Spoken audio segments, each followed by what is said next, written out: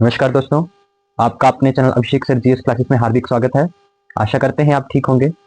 तो आज एक नया विषय, नया टॉपिक आपके समक्ष लेके आए हैं, जो है राष्ट्रपति। तो राष्ट्रपति अपने आप में बहुत बड़ा जो है महत्वपूर्ण जो है टॉपिक है। और जिस प्रकार से आपको पूर्ण रूप से ज्ञात है कि राष्ट्रपति जो है वो भारत का जो है प्रमुख होता है, और भारत का जो है वो प्रथम नागरिक है, और राष्ट्र की एकता, अखंडता और संप्रभुता का प्रतीक है। क्योंकि ये जो है राष्ट्रपति, ये अनुच्छेद जो है संविधान के 52 से 78 भाग 5 में जो है इसका वर्णन हमें जो है वो देखने को मिलता है। तो अब आगे जो है इसकी निर्वाचन की प्रक्रिया कैसी है वो एक बार हम उसके बारे में जानते हैं। जो है एकल संक्रमणीय मत द्वारा अप्रत्यक्ष रूप से जो है इसको जो है वो चुना जाता है। और किस प्रकार से जो है कौन कौन सदस्य होते हैं जो राष्ट्रपति को जो निर्वाचन करने के लिए जो है वो जो है वो अपना जो है भूमिका निभाते हैं।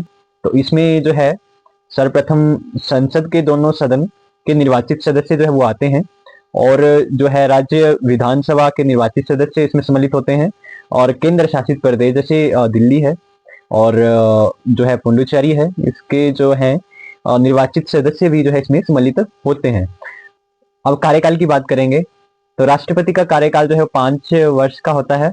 और अगर किसी कारणवश राष्ट्रपति अगर योग्य नहीं है या जो है कार्य पूर्ण करने में समर्थ नहीं है, तो महाभियोग द्वारा जो है उन्हें जो है उससे पूर्व जो है इस पोस्ट से, राष्ट्रपति के पद से जो है वो हटाया जा सकता है।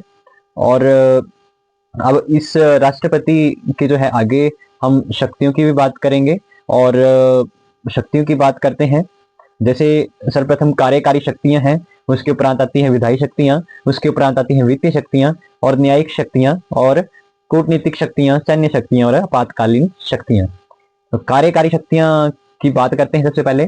तो भारत सरकार के सभी शासन संबंधी कार्य उनके नाम पर ही किए जाते हैं, क्योंकि जितने भी यहाँ हमारे राष्ट्र में जितना काम होता है वो राष्ट्रपति के द्वारा ही किया जाता है, और उसके नाम से ही जो है वो सारे कार्य होते हैं। विधायी शक्तियां, तो संसद की बैठक बुलाना जो है अब राष्ट्रपति के द्वारा ही ये काम होता है। और वो जो है लोकसभा को भी जो है विघटित कर सकते हैं, और अन्य भी प्रत्येक जैसे वो कोई भी याचिका है, कोई भी जिस प्रकार से कोई भी उन्होंने रूल पास करना है, तो राष्ट्रपति की अहम भूमिका रहती है, क्योंकि उनके समक्ष ये बातें जो ध्यान में लाई जाती हैं, इसके उपरांत ही ये जो है आगे इन चीज़ों को फॉलो किया जाता है। और अब आगे चलते हैं नेक्स्ट इस पे, हमारे नेक्स्ट शक्ति पे।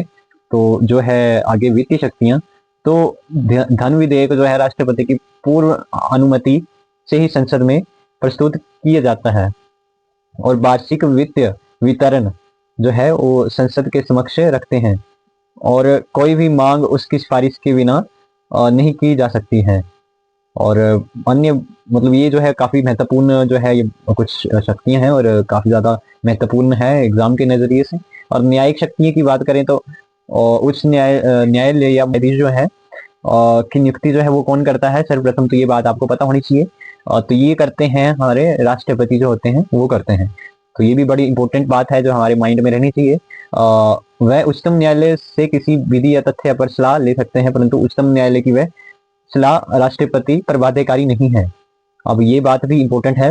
वह किसी अपराध के लिए दोषित किसी व्यक्ति के लिए दंड देश को निलंबित, माफ या परिवर्तित कर सकते हैं। यानी कि अगर राष्ट्रपति चाहें तो किसी को जिसे अगर सजा मिलनी है, अपराध कोई किया है, अपराधी है, उसकी सजा को कम कर सकते हैं, या उनका जो है टाइम पीरियड कम कर सकते हैं सजा का, या फिर उन्हें जो है सजा की जो है पूरी तरह से उनको माफ कर दिया जा सकता है। ये सब चीजें जो है वो कर सकते हैं।